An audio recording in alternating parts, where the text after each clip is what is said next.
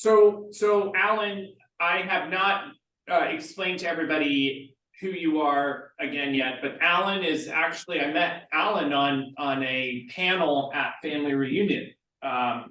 He was a panelist on the open house panel that I spoke on, and I was really blown away with like how sharp he was, and so he's had tremendous success in how long have you been licensed? 3 years? 3.5 years this month. Okay, 3.5 years on a panel at Family Reunion. So you can't be a schlub and go teach people on a panel. Like Gary doesn't allow that to happen. So why don't you give us a quick rundown, because we have about 20 minutes, 30 minutes with you, of your story. Yeah, I hate to be the braggy agent, but I feel like in these settings, you need to hear if I actually sell houses. So you should decide whether what I say is worth listening to. So I'll tell you, I sold 7 houses my first 2 weeks as an agent in October 2019, all from open houses. I've sold about 245 houses since October 2019, about 160 million in sales volume, I think, something like that. Solo agent the whole time until just recently finally hiring some leverage, following in Steve's footsteps and finally getting myself organized in that way. But yeah, I worked in Congress before this, managed a restaurant, been bouncing around DC for 4.5 years. I bought a condo only making 30 grand a year, and that was kind of my light bulb moment. And then I bought a house with my wife, combined incomes, made the condo a rental, Airbnb'd our basement, and just kind of really fully got the real estate bug. And I joined the KW team that had been my realtors team, and was there for about a year as like an ISA, which I think you guys do some of that, like just appointment setting, lead generating. So I got a little bit of training, not as an agent, but in the lead gen sense. And then I just kind of felt like I was missing out on the field of play. I wanted to be in the action and not just like on the sidelines. Not that ISAs are sidelines, but it's kind of like you don't get to be part of the full journey. And I think I just wanted to jump out. And I briefly thought about being an agent on a team, which I think there's a lot of pros to being in a team setting. But for me, I was like, okay, let me just kind of go out on my own. I think I got this lead gen thing figured out, and I can fake my way through the rest of it, the admin stuff, which has been actually pretty tough. But yeah, I just jumped out and have been doing open houses and selling houses ever since October 2019. Nice. So give us an example of last year, your production level, just so they know, like this is at your 3rd year in real estate. Last year, obviously it was a sluggish year, but what did your year look like? I did 41 million last year. Okay. Which was down from 61 million in 2021. Okay, so we do about 100 on our team. Okay, individual agent doing 40 million. You can deduct. I'm not sure what I mean, but to be fair, I think we're a little higher. I mean, you guys are California, which I know is big money, but then Sacramento isn't San Francisco, so I don't know the price point. But my average price is 680. It's pretty close to ours. It's about 100,000 more than ours. But how many units was that? It was 74, I think 73. So he sold 74 homes, no admin, on his own. How do you do that? One question I'd ask is, who do you have to be? Who do you have to become to do that? And last year was a year where no one's buying homes. It's hard. The open houses are slower. They don't want to give you their name. You know, all those things that we all like say. I like to be as real as possible. I'm not a Kool-Aid guy. I don't want to be the guy you guys hear from that's like gives you the same stuff you hear everywhere else. So the most honest way I can answer what the question Steve just asked is kind of like it's in 2 parts. I think you got to be half addict, and you've got to be half like you just enjoy it. And I think I just love the client journey so much, especially the buyer journey, but then I'm also like addicted to like how many can I sell? How many people can I help? That I'm not just satisfied with helping 2 or 3 in a given month. I'm just like, okay, where are the 4th and 5th and 6th going to come from? And I think that comes from an abundance of just loving being part of the process. But there's also like a Walter White Breaking Bad element where it's like I could just be happy selling 36 houses, but I'm so hungry. I want to retire at 45. I want to do all these things. And so I just don't let myself stop at 36, which my wife, if she was here, would say 36 houses at 680 average price would be a perfect living. And I'm just not totally in that space. Yeah, I would say compared to the living that you had at 30K a year, right? Yeah. Yes. That's my favorite story, by the way. You guys should all figure out like what your story is or what your nugget is, because that's so disarming for clients. All my clients at open houses walking in $1 million row house they think they can't do it. Like, but they're probably a dual income couple making 200K combined.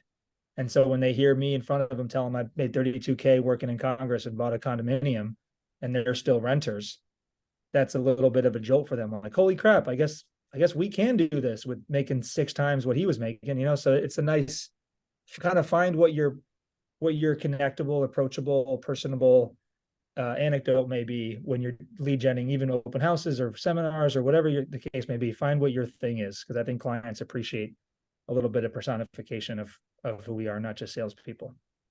I think one of the biggest takeaways that I had from you was like how you approach getting into rapport with clients. Can you walk me through that? I mean, I even took mental notes when you were sharing like some of the scripts you're using and just your overall philosophy of how you get into rapport with clients at the open house. Yeah, I think what I mentioned on the panel, I put things in 2 columns, like the rapport column and the competency column.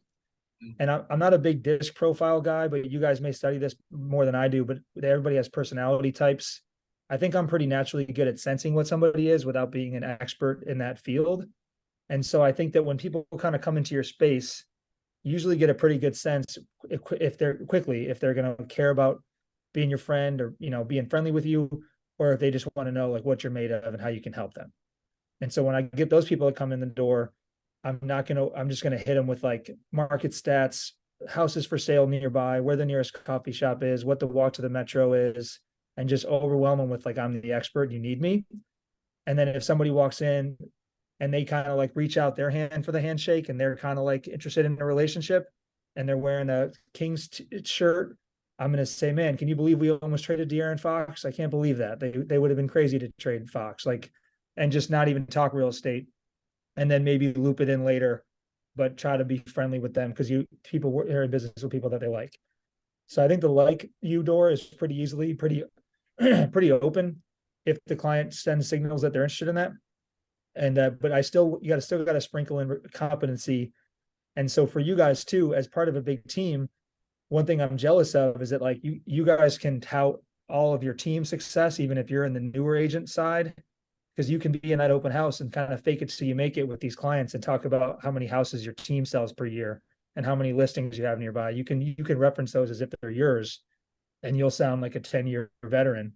And then that establishes the competency with them. You only get 8, 10, 12 minutes with them, but they're going to leave thinking, wow, that's the most impressive agent I met today. And they probably met 6 or 7. Or you want to be the one they like the most. So one of those two things or a combination of both. And then if you follow up right away too, which a lot of agents don't do, that's how you maximize the impact you had in the open house. You call them that night, text them that night. Don't wait for Monday morning, form or email. Please share that, because I think that was one of why I gravitated to you, and one of my big takeaways was, like I think you even said you have like 10 seconds to make an impact when someone walks in the door, right? Like to get them into rapport, and then you have 10 minutes to like potentially build a relationship until they leave. Yep. The other component was just because I teach that as well, like you need to close the loop with the follow-up that day, right? Yeah. You can't wait until Monday. So walk us through tactically, what does that look like for you same day? But we all talk ourselves out of that. Real estate lead gen, I think, is so much like dating. But then it's also different because we think we can't call her for 3 days or else we're going to seem desperate. Like there's that whole, in our culture, it's like, don't call till the 3rd day or like you're going to seem like you're a loser. But this is kind of different. This is like, they're not dating just one person. They're dating 30 real estate agents. And so you kind of need to separate yourself. And my belief is that if you push anybody away with your earnest pursuit of their business with them and helping them, they're not a good client anyway. Like if you If you follow up too fast and you push 2 away, you're going to get 8 that you wouldn't have got. Versus if you wait 3 days, you're probably going to maybe get 1 or 2 that would have been pushed away, but you're going to lose 8. That's really my philosophy. And people do, there's some stat about like the longer you wait, the less likely they are to remember you, or like, conversion falls 50% the first 24 hours after the first touch or whatever. So the open house is at noon, 1, 2 p.m. I mean, everybody's working on a crazy schedule these days. Like emailing or texting or calling them at 7 p.m. that night is not a faux pas, but we think it is. We get our drunk monkey on our shoulder. We want to get to the office on Monday and send a pretty email, but that doesn't stand out from anybody else they met. Monday morning, they're going to get 3 other emails from the other agents saying, "Hi, Mr. Smith, thanks for coming to the house. What's your feedback on the house?" Like everybody does, but you're going to text them. Actually, can I do a quick screen share? Yeah. Yeah, let me get segue. You shared a great email that you shared. Is this yeah, I wasn't even thinking that one, but this kind of shows you the immediacy. Let's see here.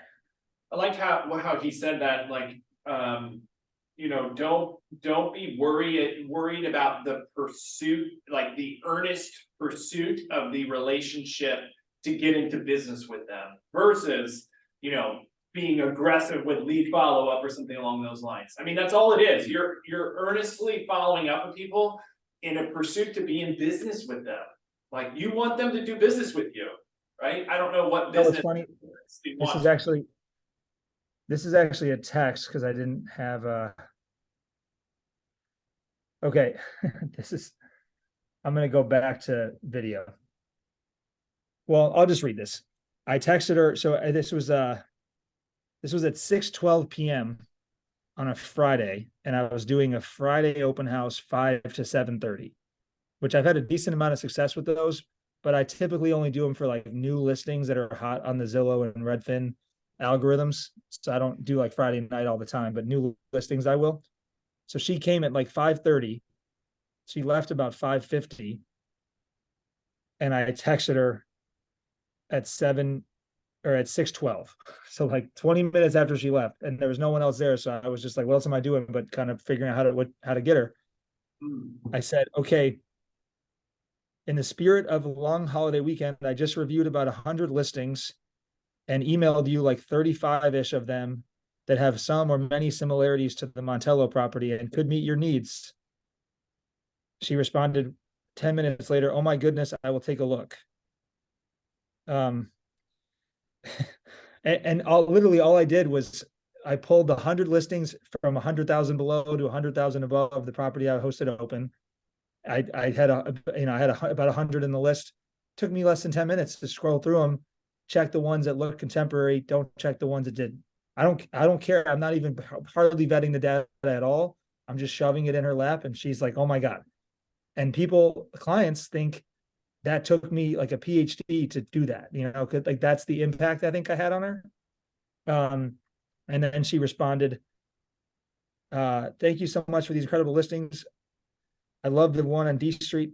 Would love to see any combo of these on Monday. When are you free?" And this was Friday. So this was the Monday. I forget what holiday was that. Maybe MLK Day or something. It was like a Monday in January, I think. So that turned into showings on Monday, and we ratified about 4 weeks later. So what I took away from that is that was not scripted, right? That took proactive thought process. It obviously is not hard. It doesn't take a lot of time, but you made a decision in the slow time when no one was there, like, well, I'm not just gonna sit here, right? Or check my emails. I'm gonna proactively engage this person. Do you remember what email you shared when you were on the panel? Does that ring? Yeah, I'll pull that one up too. Yeah. Can you please walk through that? Because I thought that was an incredible takeaway of listening to someone and then using like Ford, family, occupation, recreation, desires, like really listening to people and using that as leverage to like make them know that you're thinking about them.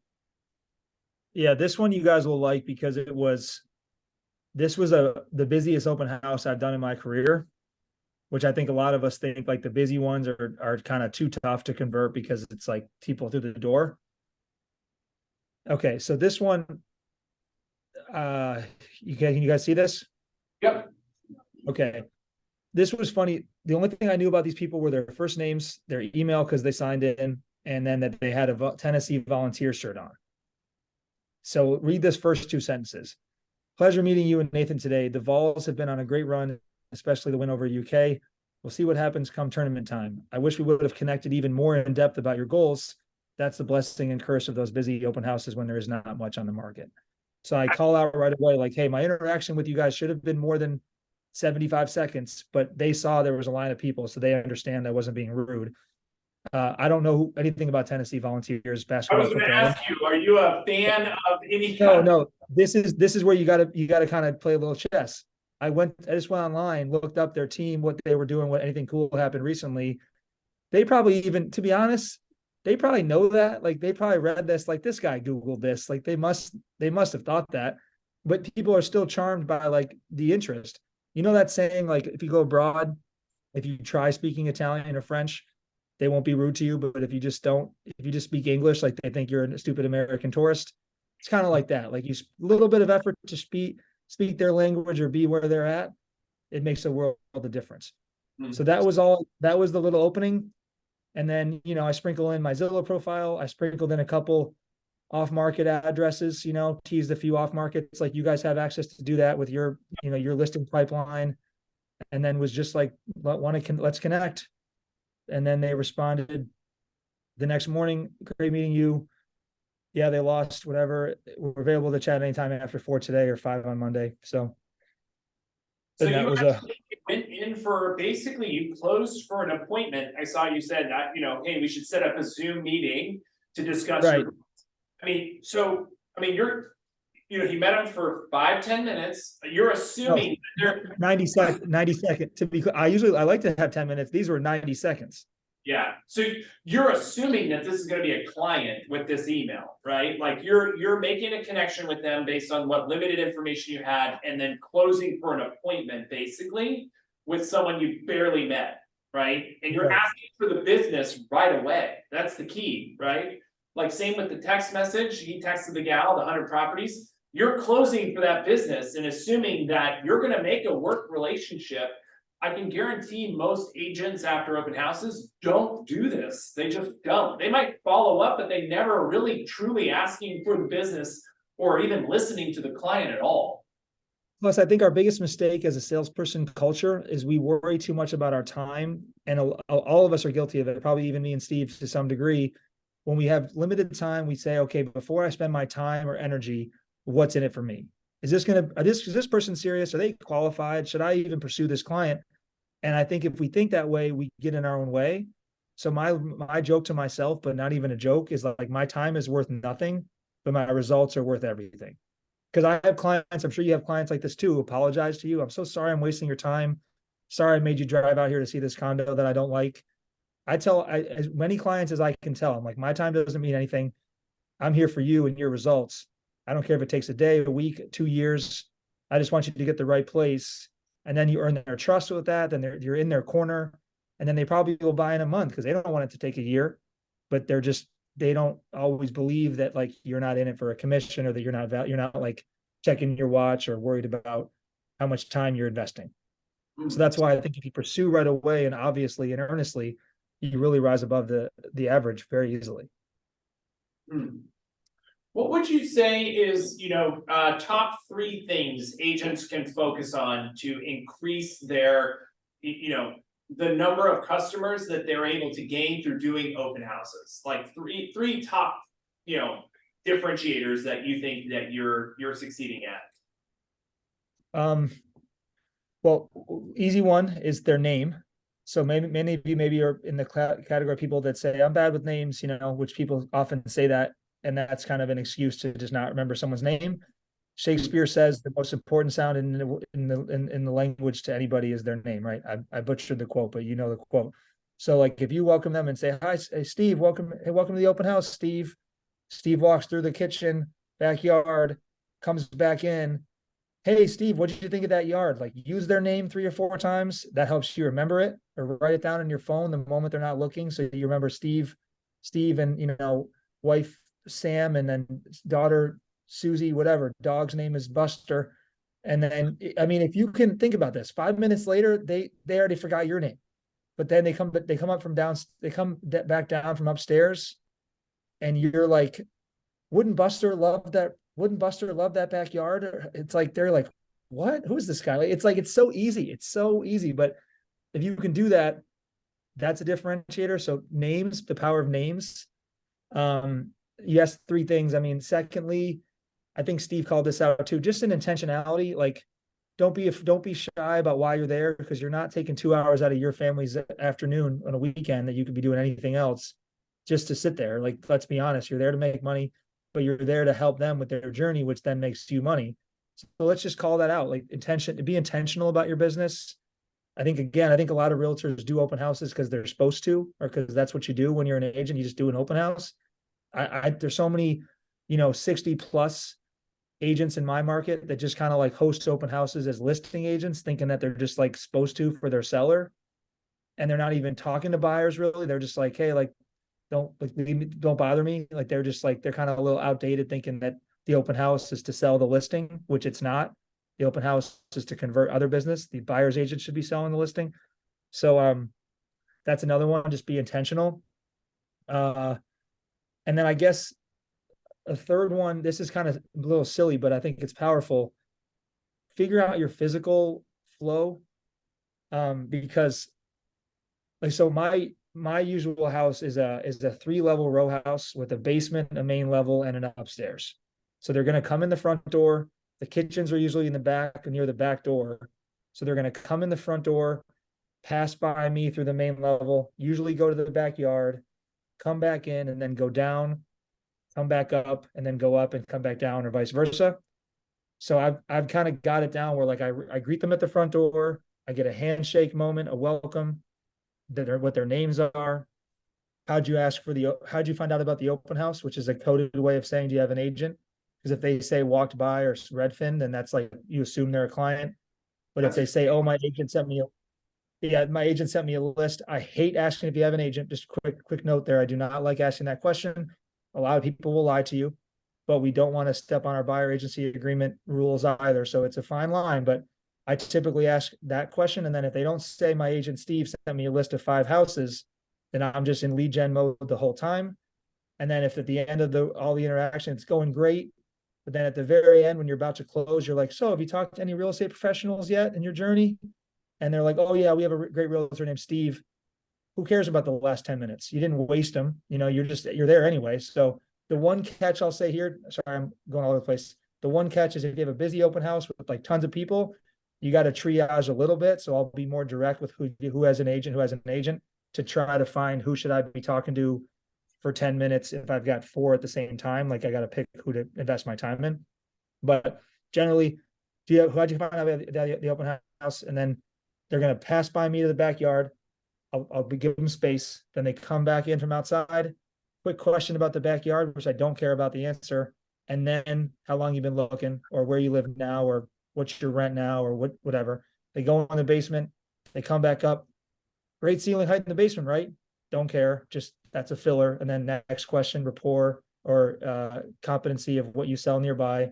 They go upstairs.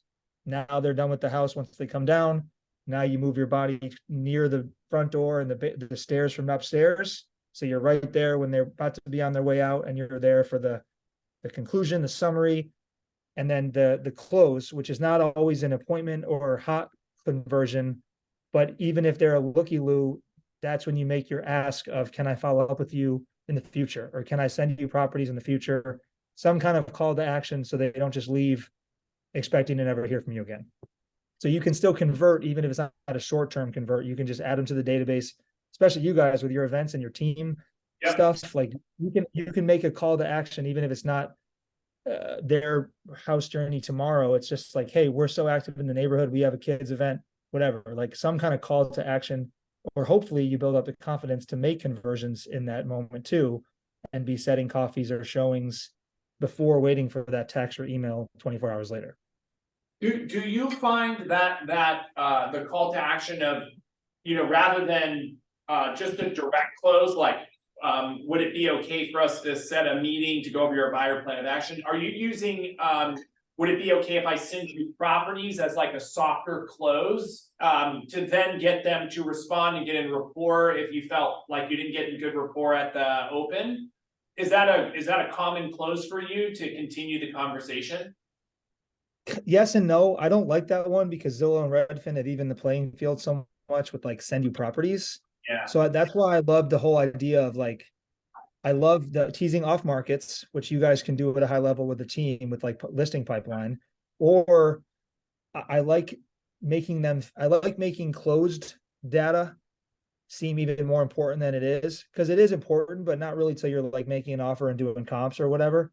But if someone's new, I love I love pretending to them like the most important thing in the world is that they review the past 6 months of sales, but that's harder for them to find on their own. So I'll typically offer that and say, hey, you mentioned you're kind of new at this. Tell you what I'm going to do. I'm going to go home tonight. I'm going to send you the last 20 row houses like this in this school district with parking that have sold. Because I know you're looking on Zillow, but it can be misleading what the list prices are. You want to know, like, what's it going to cost me when I got to buy my own house? And then I'm just taking, again, 10 minutes or less, shipping off a little list of closings to them, but trying to show them like to use the data to their advantage and education.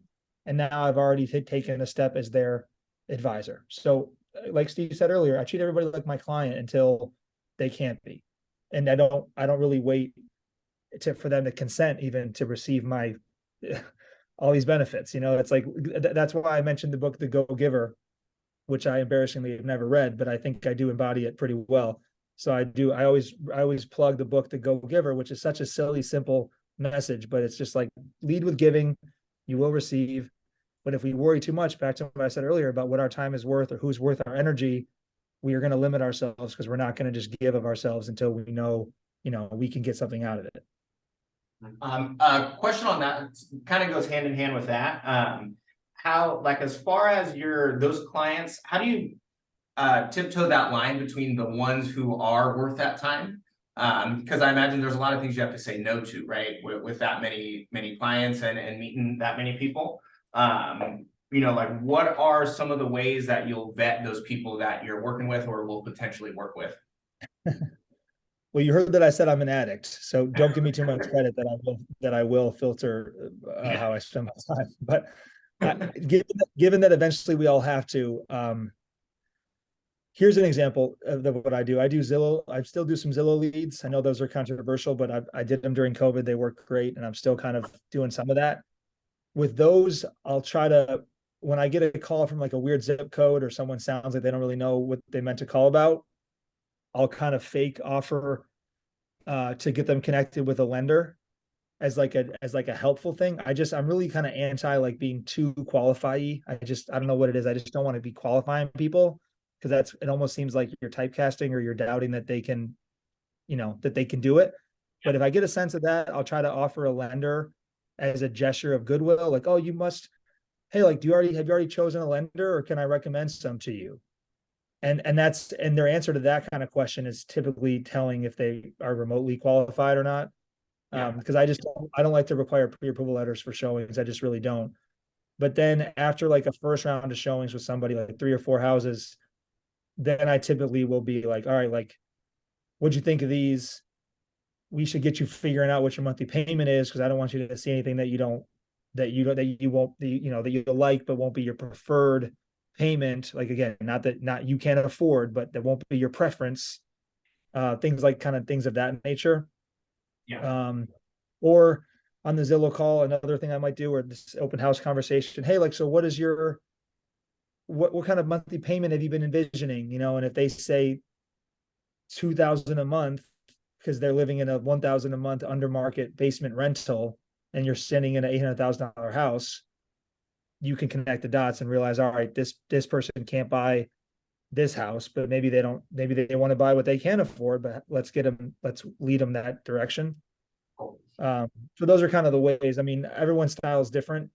I think there are people out there that are successful that are more qualified than I am, and there's no wrong answer, I don't think, but it's all kind of finding your comfort level. Cool. Thank you. Did you mean? And, what about? What One more about thing. deals? You know, you got 10 contracts in, right? How are Yeah. you selecting? Is that what you probably been some No, of that too? all of that, right? Yeah, and that's a portion of it too, right? With that many deals, like are you cutting things off at a certain time for yourself? Or are you just kind of pushing through it? Like, what's kind of your outlook on that part of it? What does cutting off, what does cutting things off mean, or pushing through? What does that mean? Let's say, like, is there a certain like end time that you have, or are you only doing things when you're at the office and nothing at home? Like, what is your You mean end time of day? Yeah, so you cut off at 7 PM and then, No way, no.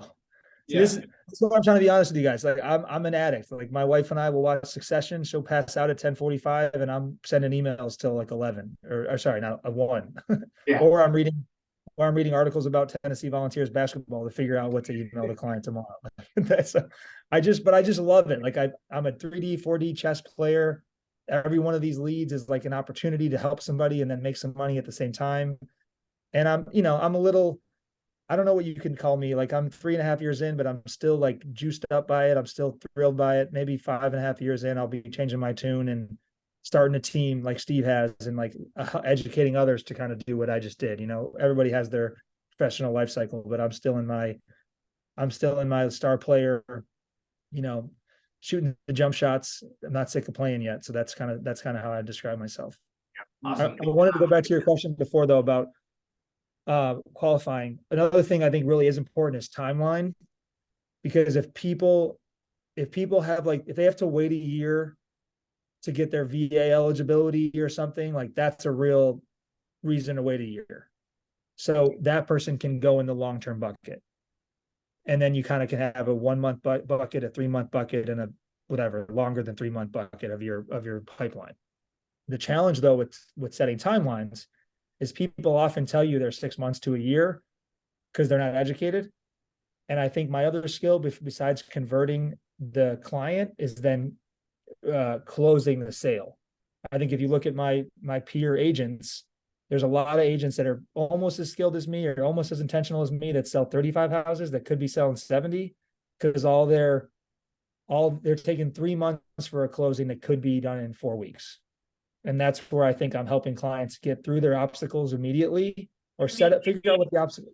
You mean you're taking we talk about this a lot, someone who wants to buy in the fall and moving them up to helping them see that they can actually achieve this today. Totally, but not in a salesy, reverse psychology, tricky way. Just like yo, guy, what are your objectives? And their objective is almost always just be a homeowner, build some equity, whatever. That's their objective. So then, okay. And then there's it's a system, but it's a formula from there. Okay, why does it need to take until next year? Well, I got to save up $20K for my down payment. Okay, but what if prices go up 5% in that time? Then you're like you're paying more for the same house. What if you take a 401K loan, which I know your dad says is irresponsible, but here's a Forbes article that says it's actually smart. You got your 10K, but that 10K, and then you build equity for 12 months. And well, then I got to pay PMI.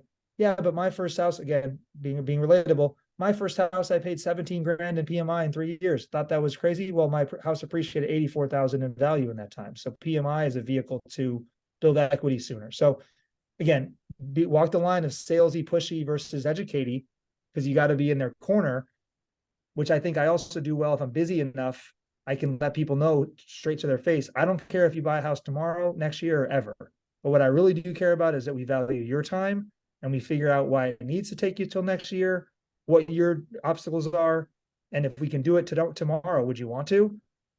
Oh, you got a lease break fee? Okay, well, what if we could get you a house for 20K under market? Because December is a slow month, and we go negotiate a property, and then you have to pay 6K to break your lease, but you get 25K of equity. There's always like a counter. And this goes back to personality type. If you get somebody who's just like, dude, if you push me, I'm going to fire you, then you're going to kind of let them drive the bus. But that's probably only about 1/5 of all of our clients. The other 80% probably do want to be educated. They don't want to be a home buyer. They want to be a home owner, and they don't know what they don't know. So if you can help them achieve their goal faster and they can get out of the limbo phase faster, they're going to thank you for that. I mean, you've got to build your confidence in yourself as an advisor, And in the fact that they really do want the objective and not the process, and that they only think it's 12 months because their neighbor or their coworker took 12 months, but their coworker did it really poorly, and you help them see that, and then you can show them it should be a 1 or 2 month thing. So yes, that's 100%. I think why, well, not 100%. 50% of the reason why I sell 75 houses a year is how well I convert. The other 50% is I'm turning 3-month buyers into 1 month and 6 month into 2 month, and that's why I can just close more in a given year. Yeah. Well, man, I really appreciate it, Alan. I mean, I just think that, I have no doubt in a couple of years, you'll be back on stage and you'll be teaching classes, I'm sure, for KWU, like that. You know, I don't say that lightly and to anybody. I think that you're really sharp. You know, 70 units and 40 million is incredible. Like, that is incredible. And I think that, you know, I still am like you, 11 years into this business, still an addict, still there's no time to shut it off. Like, this is really not a business that you could just, all right, see you later at 5 p.m. and turn it off. When you make the decision to be a business owner, everything follows you, right? Even if you have a team, even if you have administrative people, you still ultimately are the one that answers for that. But I hope to see over the next year or two, you start to get some help, because you will grow your business, and you deserve, like, there's people who deserve to learn from you like us. And I have no doubt you'll do a great job at that. Thank you for saying that. I'll close with one thing you guys didn't have me on for, but it's something that I'm growing into myself. As you guys are on a team, as you're planning your next 5-10 years, whatever your goals are, just make sure your habits and your activities are in line with your goals, and your feelings about your results are in line with your goals. Because I think in our business, it can be too easy to get down on yourself because you're not selling 70 houses a year, and I am. But what does that mean? What does 70 houses a year mean to you? What does it mean to me? What am I putting in for it?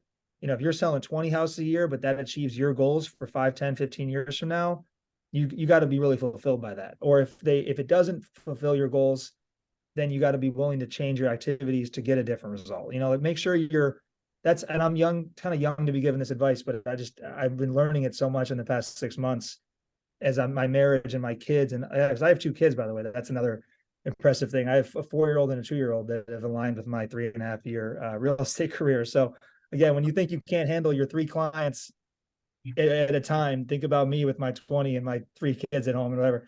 So all this to say, make sure your goals and your activities are in alignment. Because if you're selling 15 houses a year, but that's exactly what you want to do, and that's achieving your goals, you deserve to be thrilled about that, regardless of what your partner is selling 35 houses a year in the same office as you, but they have different goals. So really try to make sure that you're identifying that and making your activities and your habits and your evaluations kind of align with those things. I think that's great feedback. I love it.